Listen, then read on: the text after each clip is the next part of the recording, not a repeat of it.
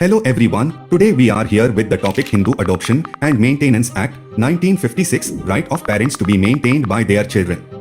The Hindu Adoption and Maintenance Act of 1956 reserves the rights of parents to be maintained by their children. It is an important law for Hindu families. It is all about taking care of family together. This law was made to help with adopting children and looking after family members in Hindu families. The Hindu Adoption and Maintenance Act 1956 explain how Hindu families can adopt children. It also tells them how to take care of adopted kids properly.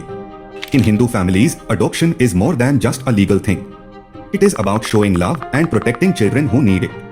This law also says that kids should take care of their parents when they get old or need help. It is about respecting and looking after family. The Hindu Adoption and Maintenance Act have helped many families, and it gives us clear rules and support when we need it. Even in today's busy world, the Hindu Adoption and Maintenance Act 1956 reminds us to keep caring for each other and staying together as a family.